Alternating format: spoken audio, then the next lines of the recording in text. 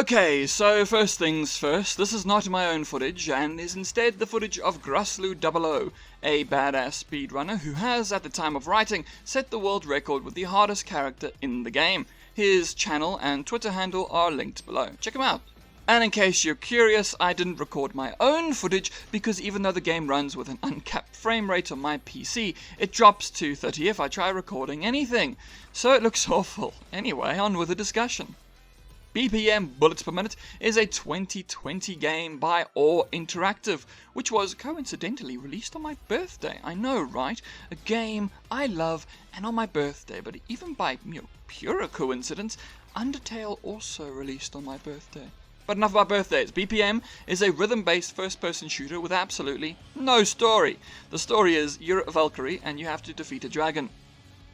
Go do that. And then you fight your way through several levels as new enemies are introduced throughout. And at the end of each level you fight a boss. Rather simple.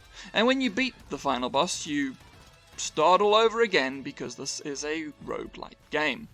You start at the beginning every time and make your way through its levels over and over again until you've sufficiently kicked its ass. Along the way, you unlock new characters with new starting weapons and all that jazz. Basically, it's a roguelite/roguelike game, but with the difference being its sense of rhythm. And when there's rhythm, there has to be dancing. You dance in this game, not in the traditional sense, but you do dance around your enemies to try and avoid their attacks because, you could die otherwise. Everything is tied to the heavy metal beat that thumps its way through every moment of gameplay. You can move entirely independently of the beat, but all your other actions are tied to that beat. And let's start with the first. Dodging. You can dance in all four directions, evading those behind you and those coming at you from the front, and you can dance side to side to dodge those pesky projectiles that video game enemies tend to fling at you. This turns every battle arena into a dance as you weave your way through enemies to avoid their attacks and to bring you within range to harm them yourself. Now, you'll find similar circle strafing dodge mechanics in many arcade shooters, but the big difference is the beat. You have to stick to the beat.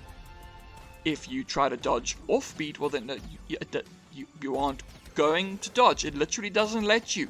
This means that you slowly start to develop that rhythm in yourself. You enter the zone, a flow-like state where you hit those notes perfectly. It takes some time to get used to, but once you have it, you find yourself moving with the music.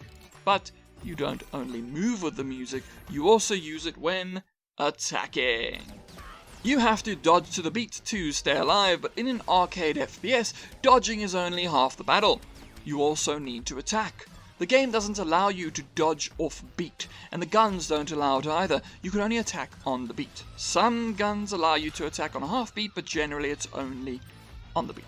You watch your foes, noting that they too attack on the beat, and you dance with them as you fire one shot after another. Every weapon fires in a different way. Some can only be fired once before needing to be reloaded. Others have multiple shots in the chamber. Some have cooldown timers. You need to pay attention to all of that while keeping that beat in mind. I often play games while listening to podcasts, but this game shatters any prospect of doing anything else while playing. You need to focus or you will die. Sure, the game has an easy mode, but in any of the modes you can die very easily, and so there's a terrific learning curve. You need to try and find that zen. You need to know exactly how your gun operates, and you need to know its range, its damage output, its speed, and because of this, you'll likely end up sticking to your favorite guns, provided you can find them in-game, and hardly ever experimenting unless forced. But dodging and shooting is only part of it, because the biggest part, and like everything else that's tied to the beat, is reloading. No other game has ever done reloading better.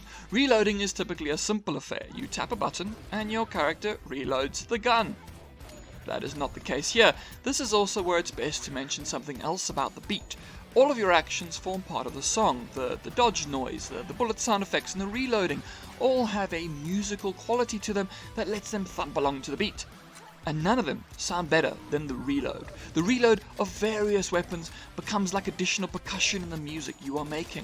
Every reload is tied to the beat, and every reload takes more than a solitary button press. A shotgun may need 3 presses as one thumps it forward, another injects a shell, and the final one snaps it back into place, each of them forming part of the murderous melody you are orchestrating. This also renders the game unlike many others, as you need to get used to pressing a button multiple times to a certain beat to reload your weapon. It presents a lull in the combat, a lull where you could die if you fumble your musical reloading, and this forces you to learn the hard way that you need to stay on beat. The game has a tough learning curve, but with time you get used to it, and there isn't a game out there that gets you into quite the same state of rhythm as BPM. It's a remarkably unique experience that doesn't rely on fancy tech and pretty visuals. It's rather simple, but devilish to master, but you'll never have quite an experience like it anywhere else. And that's it for BPM, bullets per minute.